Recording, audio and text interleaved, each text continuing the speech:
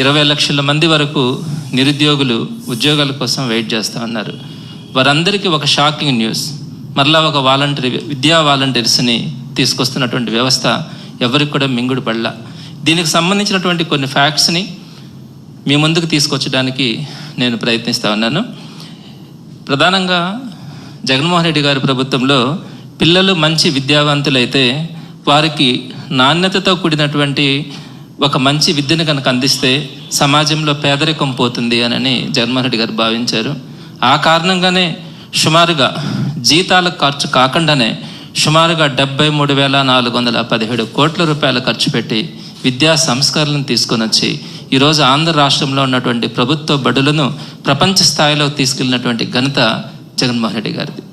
అదే చంద్రబాబు నాయుడు గారు మొట్టమొదటి నుంచి కూడా ఆయన ముఖ్యమంత్రిగా మొట్టమొదటి ప్రమాణ స్వీకారం చేసిన రోజు నుంచి కూడా ఆయన తీసుకుంటున్నటువంటి విధానాలు ఎలా ఉన్నాయంటే, చాలా సందర్భాలు కూడా మనం విన్నాం.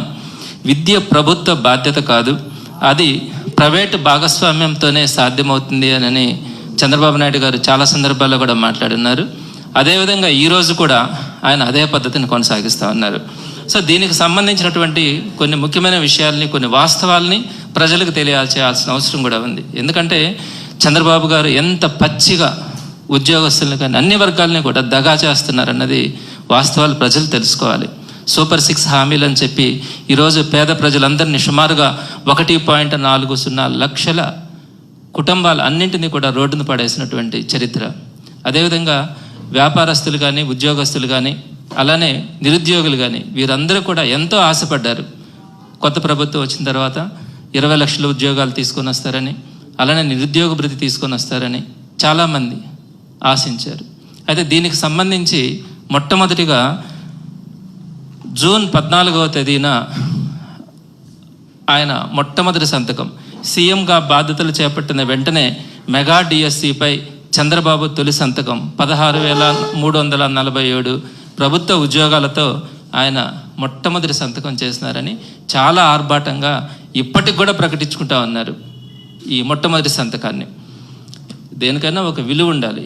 ఒక మాట చెప్పినప్పుడు ఎన్నికలకు ముందు అబద్ధాలు చెప్పారు, ఎన్నికల తర్వాత కూడా అబద్ధాలు చెప్పడం, ఆ తర్వాత డిఎస్సి ఆలస్యం అని నారా లోకేష్ గారు చెప్పడం, ఆ తర్వాత ఇప్పుడు విద్యా వాలంటీర్ల నియామకం అని ఈరోజు ఒక న్యూస్ రావడం. దీనికంతా కూడా ఇంకొక విషయం కూడా, ఈ మధ్య ఇది మంచి ప్రభుత్వం అని చెప్పి వారందరూ కూడా కొన్ని పోస్టర్స్ రిలీజ్ చేశారు. దాంట్లో మెగా డిఎస్సి ద్వారా 16,347 పోస్టులను ఇచ్చేసామని చెప్పి వారు ఈరోజు ప్రజల ముందుకెళ్ళి ఈ పత్రికనన్నింటినీ కూడా ఇవ్వడం జరిగింది. ఎంత దగా అండి, ఎంత మోసం! ప్రజల్ని మోసం చేసి అధికారంలోకి వచ్చిన తర్వాత కూడా మొట్టమొదటి సంతకం అని చెప్పి ఒక డిఎస్సి నోటిఫికేషన్ ఇచ్చి ఆ డిఎస్సి నోటిఫికేషన్ పోస్ట్పోన్ కావడం, మళ్ళీ మేము ఉద్యోగాలు ఇచ్చామని ఇది మంచి ప్రభుత్వం అని ప్రకటించుకోవడం, ఇవన్నీ కూడా ప్రజల్ని మోసం చేసినటువంటి విధానాలు. దీనికి సంబంధించి కొన్ని వాస్తవాలు. ఒకటి, జూన్ 14వ తేదీన మొట్టమొదటి సంతకం మెగా డిఎస్సి పేరు మీద 16,347 పోస్టులకి చంద్రబాబు నాయుడు గారు సంతకం పెట్టడం జరిగింది. అయితే వెంటనే ఆయన మనుషుల ద్వారా కొత్త వాళ్ళకు కూడా టెట్ నిర్వహించి డిఎస్సి కానీ నిర్వహిస్తే ఎక్కువ మందికి ఉద్యోగాలు ఇచ్చే అవకాశం ఉంటుంది అని చెప్పి ఒక లెటర్ పెట్టించుకొని ఆ డిఎస్సిని పోస్ట్పోన్ చేస్తున్నారు. అయితే ఇక్కడ మీకు ఒక విషయం తెలియాలి, జగన్మోహన్ రెడ్డి గారు ఫిబ్రవరిలోనే టెట్ నిర్వహించి ఈ వీళ్ళ గవర్నమెంట్ వచ్చిన తర్వాత జూన్ 25వ తారీఖున మనకు టెట్ రిజల్ట్ వచ్చింది. జూన్ 25న టెట్ రిజల్ట్ వస్తే జూన్ 14న డిఎస్సి నోటిఫికేషన్ ఇస్తానని, మరొక్క టెట్ నిర్వహించాలని ఈ డిఎస్సిని ఆయన రద్దు చేసి పోస్ట్పోన్ చేసినారు.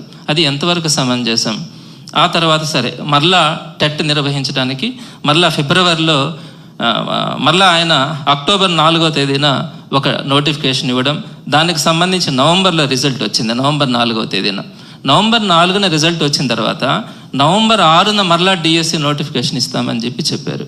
అయితే ఆ వెంటనే మరలా ఎస్సీ వర్గీకరణ బిల్లు అడ్డంగా చూపించి మరలా డిఎస్సి నోటిఫికేషన్ పోస్ట్పోన్మెంట్ అన్నారు. ఎప్పటి వరకు పోస్ట్పోన్ చేస్తారు అంటే అది చెప్పలేము, దాని మీద ఒక కమిటీ వేస్తా ఉన్నాము, ఈ కమిటీ నివేదిక వచ్చిన తర్వాత ఈ డిఎస్సి నోటిఫికేషన్ వేస్తామన్నారు. ఆ కమిటీ నివేదిక ఎప్పుడు వస్తుంది అంటే 4 నెలలు పట్టచ్చు, 6 నెలలు పట్టచ్చు, సంవత్సరం కూడా పట్టచ్చు అన్నారు. మరి ఈలోపు ఈ డిఎస్సి నోటిఫికేషన్కి ప్రిపేర్ అవుతున్నటువంటి ఈ లక్షల మంది విద్యార్థులకి ఏమని సమాధానం చెప్తారు? పైపెచ్చి ఈరోజు మళ్ళీ ఏం చెప్తా ఉన్నారు, ఈ వ్యాకన్సీస్ అన్నిటికీ సంబంధించి విద్యా వాలంటీర్స్ని నియమిస్తామన్నారు. ఒకవేళ మీరు ఇప్పుడు విద్యా వాలంటీర్లను కనుక నియమిస్తే తర్వాత డిఎస్సి నోటిఫికేషన్ ద్వారా కొత్త టీచర్స్ని మీరు రిక్రూట్ చేస్తే ఈ విద్యా వాలంటీర్లని తీసేసే అవకాశం ఉంటుందా? ఈ విద్యా వాలంటీర్లను తీసేసే అవకాశం లేదు కాబట్టి కొత్త డిఎస్సి ద్వారా టీచర్ పోస్టు నియామకాలు జరిపే ఆలోచన మీకు ఉందా లేదా? ఎట్లాంటి పరిస్థితుల్లో ఒక్కసారి మనం ప్రభుత్వంలో కనుక వాలంటరీ సిస్టమ్ని కనుక తీసుకుంటే దాన్ని తీసేసేదానికి అవకాశం ఉండదు. మళ్ళీ వాళ్ళు కోర్టుకు వెళ్తారు, కంటిన్యూ అవుతారు. కాబట్టి డిఎస్సి నోటిఫికేషన్ని ప్రభుత్వానికి అసలు నిర్వహించే అవకాశం కూడా కనిపించట్లేదు అని అన్నది ఈరోజు పేపర్లో వచ్చినటువంటి వాలంటరీ సిస్టమ్ ద్వారా టీచర్ల నియామకాలు చేయాలన్న ఆలోచనను బట్టి మనకు అర్థమవుతా ఉంది. ప్రజలందరూ కూడా ఈరోజు నిరుద్యోగులంతా కూడా ఆశ్చర్యపోతూ ఉన్నారు. మళ్ళా ఏంటి ఈ విద్యా వాలంటరీ సిస్టమ్ అని తీసుకురావడం, ఇది తీసుకొస్తే డిఎస్సి పరిస్థితి ఏంటి అనే అభిప్రాయం అందరిలో కూడా ఆందోళన ఉంది. సో తప్పకుండా వైఎస్ఆర్సీపీ తరఫున దీని మీద ఖచ్చితంగా పోరాటం చేయడం జరుగుతుంది. హామీలు మీరు ఎలక్షన్స్కి ముందు ఇచ్చినటువంటి హామీలు నెరవేర్చలేదు. ఎలక్షన్స్ తర్వాత మీరు మొట్టమొదటి సంతకం పేరుతో చేసినటువంటి దానికి కూడా విలువ లేకపోతే ఈ ప్రభుత్వానికి ఎక్కడా కూడా ప్రజల ముందు తలెత్తుకునే అవకాశం కూడా ఉండదని మీకు తెలియజేస్తా ఉన్నాను. ఇదే విషయాన్ని మీకు ఇంకొక విషయాన్ని కూడా తెలియజేస్తా ఉన్నాను. మన పక్క రాష్ట్రంలో డిఎస్సి నోటిఫికేషన్ వాళ్ళు ఫిబ్రవరి 29న నోటిఫికేషన్ ఇస్తే అక్టోబర్ 9 కల్లా వాళ్ళు రిజల్ట్ ఇవ్వడం కానీ అపాయింట్మెంట్ ఆర్డర్స్ ఇవ్వడం కానీ అక్టోబర్ 10th నుంచి వారందరూ కూడా శాలరీస్ కూడా తీసుకుంటా ఉన్నారు. మరి ఆ విధంగా పక్క రాష్ట్రాల్లో జరుగుతూ ఉన్నప్పుడు మన రాష్ట్రంలోకి వచ్చేటప్పటికి ఎందుకు ఈ విధంగా ఊగిసలాట ధోరణి ప్రదర్శిస్తూ ఉన్నారు? ఇకపోతే నేను మీకు ఇంకొక విషయాన్ని కూడా తెలియజేస్తా ఉన్నాను. డిఎస్సి నోటిఫికేషన్ ద్వారా జగన్మోహన్ రెడ్డి గారు అసలు ఎన్ని పోస్టులు ఫిల్ చేయలేదు, చంద్రబాబు గారు మొట్టమొదటి నుంచి కూడా మంచి డిఎస్సీలు వేస్తూ ఉన్నాడు అని. 2014-19 ఈ టైంలో కూడా చంద్రబాబు నాయుడు గారు ముఖ్యమంత్రిగా ఉన్నారు. ఆ టైంలో ఆయన ఇచ్చినటువంటి ఉద్యోగాలు కేవలం 10,313 ఉద్యోగాలు. అదే జగన్మోహన్ రెడ్డి గారు ఈ 5 సంవత్సరాల్లో 2 సంవత్సరాలు కోవిడ్ ఉన్నప్పటికీ కూడా 14,219 పోస్టులని టీచర్ పోస్టులని ఫిల్ చేయడం జరిగింది. ఇందులో చంద్రబాబు గారు నోటిఫికేషన్స్ ఇచ్చి ఆపేసినటువంటి ఉద్యోగాలన్నింటినీ కూడా జగన్మోహన్ రెడ్డి గారు ఫిల్ చేసి వారి జీవితాల్లో ఒక వెలుగులు నింపినటువంటి ఘనత జగన్మోహన్ రెడ్డి గారిది. మరి మీరు ఈరోజు మెగా డిఎస్సి అన్నారు, 20,000కు పైన ఖాళీలు ఉన్నాయన్నారు. సరే 16,000కు నోటిఫికేషన్ ఇచ్చారు.